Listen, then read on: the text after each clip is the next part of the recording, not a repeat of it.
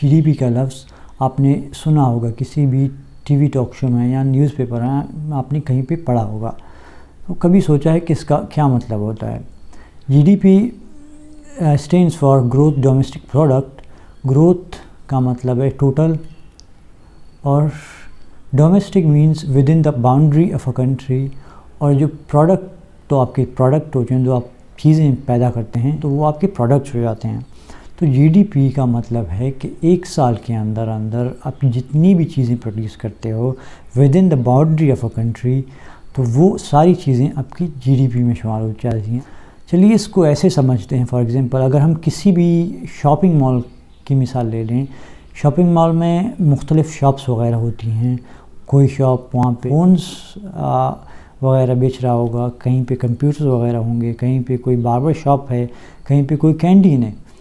تو یہ ساری چیزیں ایک سال کے اندر جتنی بھی چیزیں سیل کرتی ہیں وہ ٹوٹل اس شاپنگ مال کی جی ڈی پی میں آ جاتی ہیں. اسی طرح کسی بھی کنٹری میں جتنی بھی چیزیں پروڈیوس ہوتی ہیں ایک سال کے اندر وہ ساری چیزیں اس ملک کی جی ڈی پی میں آ جاتی ہیں. تو یہ ہو گیا کہ جی ڈی پی ہوتا کیا ہے. اب جاننے کی کوشش کرتے ہیں کہ جی ڈی پی کو کیلکولیٹ کیسے کیا جاتا ہے. جی ڈی پی کو کیلکولیٹ کرنے کا کام اکانومسٹ کا ہوتا ہے، تو ہم ڈیپلی نہیں جائیں گے کہ جی ڈی پی کو کیلکولیٹ کیسے کرتے ہیں، لیکن ایک ایکویشن سے سمجھ لیتے ہیں کہ کون سی چیزیں آ جاتی ہیں اور یہ کیلکولیشن میں کس طرح یہ کیلکولیٹ کیا جاتا ہے. G D P is equal to productions plus consumptions plus investments plus net exports. Let's break it down one by one. تو پروڈکشنز تو ہم نے سمجھ لیے کہ پروڈکشنز کیا ہوتی ہیں. جتنی بھی چیزیں آپ پروڈیوس کرتے ہو، فار ایگزامپل میں نے کوئی فیکٹری لگا لی یا فونز وغیرہ میں آپ پروڈیوس کروں یا کوئی فیکٹری لگا لوں، گاڑیاں وغیرہ پروڈیوس کر لوں، یہ پروڈکشنز میں آ جاتی ہیں. کنزمپشنز وہ چیزیں ہماری ہیں جو ہم کنزیوم کرتے ہیں. کوئی بھی چیز، فار ایگزامپل میں نے کہیں شاپ سے خریدی، میں نے چینی خرید لیا، میں نے چائے پتی، یا پھر کہیں سے میں نے پٹرول بھروا لیا، یہ ساری چیزیں میری کنزمپشنز میں آ جاتی ہیں.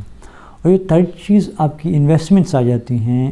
آپ کی کنٹری میں کتنی انویسٹمنٹ ہو رہی ہے، تو اس سے جی ڈی پی گروتھ زیادہ ہوگی. جتنی انویسٹمنٹس آ جائیں گی اسی ظاہر سی بات ہے گروتھ جی ڈی پی کی. یہ ساری چیزیں جی ڈی پی کو گرو کرنے میں مدد کرتی ہیں. جتنی بھی زیادہ پروڈکشنز ہوگی جی ڈی پی اتنی ہی تیزی سے بڑھے گا. جتنی انویسٹمنٹ ہوگی اتنی ہی تیزی سے بڑھے گا. جتنی آپ کنزمپشنز کرتے ہو اس سے بھی جی ڈی پی آپ کی کنٹری میں جی ڈی پی بڑھے گی.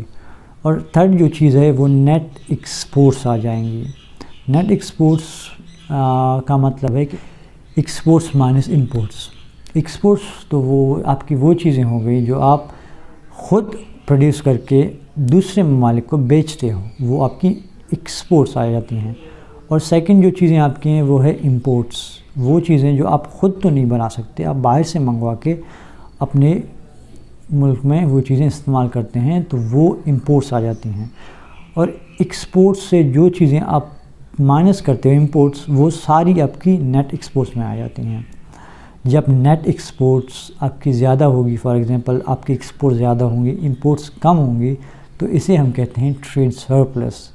اگر اس کے الٹ ہو، فار ایگزامپل میری امپورٹس جیسے کہ پاکستان کے کیس میں ہے، ایکسپورٹس تو کم ہوں لیکن امپورٹ زیادہ ہوں، ڈیفیسٹ کا نام دیا جاتا ہے. جانتے ہیں کہ یہ ایکویشن ہمیں بتاتا کیا ہے. یہ ایکویشن ہمیں یہ بتاتا ہے کہ جب آپ کی پروڈکشنز، آپ کے انویسٹمنٹس، آپ کی کنزمپشنز اور نیٹ ایکسپورٹس میں جتنی بھی انکریز آئے گی اتنی ہی تیزی سے آپ کی اکانومی کی گروتھ زیادہ ہوگی.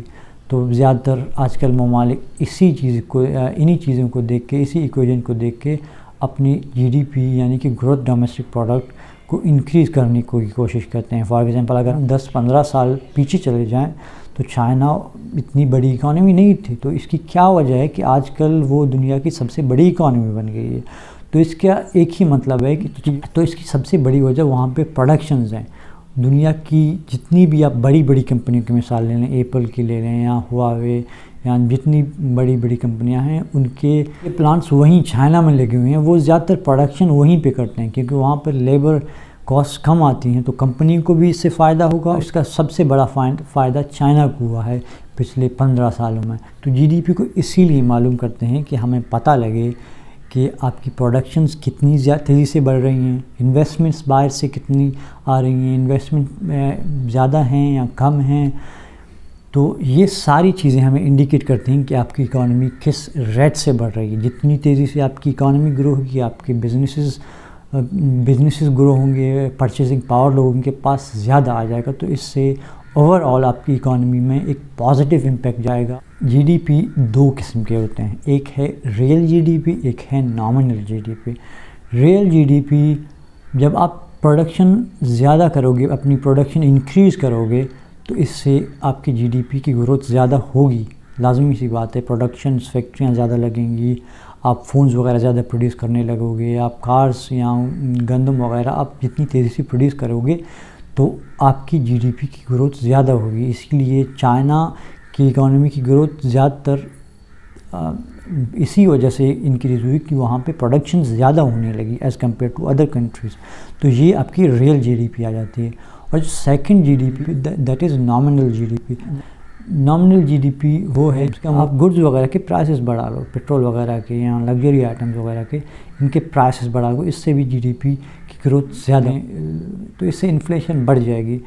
لیکن جو جی ڈی پی کا جو ریئل مقصد ہے وہ ہے آپ سروسز اور پروڈکشن زیادہ کرو تاکہ انفلیشن بھی کم ہو جائے اور پروڈکشنز بھی زیادہ ہو اور اکانومی بھی تیزی سے گرو ہو. تو یہ ریئل مقصد ہے جی ڈی پی کا. لیکن ایک مسئلہ ہے جی ڈی پی کے ساتھ.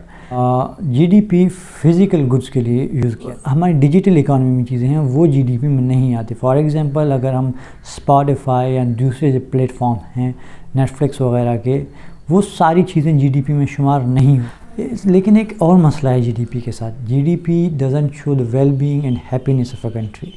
فار ایگزامپل اگر یو ایس دنیا کی سب سے بڑی اکانومی ہے جی ڈی پی کے لحاظ سے، لیکن اگر ہم کمپیئر کر لیں یو ایس کو ڈینمارک سے ممالک سے، تو وہاں پہ لوگوں کی جی ڈی پی پر کیپیٹا بھی زیادہ ہے اور ویل بینگ اور ہیپینیس کے لحاظ سے بھی وہ یو ایس سے آگے ہیں. تو یہ کچھ مسئلے ہیں. اور سیکنڈ جو جی ڈی پی ہے وہ ریکارڈڈ ٹرانزیکشنز کو شو کرتا ہے. جو ان ریکارڈڈ ٹرانزیکشنز ہیں وہ جی ڈی پی میں شمار نہیں ہوتے. کئی اکانومسٹ کا کہنا ہے کہ ایک صحیح پیمانہ نہیں ہے، ممالک سے ایک صحیح پیمانہ نہیں ہے اکانومی کی سائز کو معلوم کرنے کے لیے. بہر ابھی تک تو کوئی طریقہ نہیں آیا ہے جو جی ڈی پی کو ریپلیس کر سکے.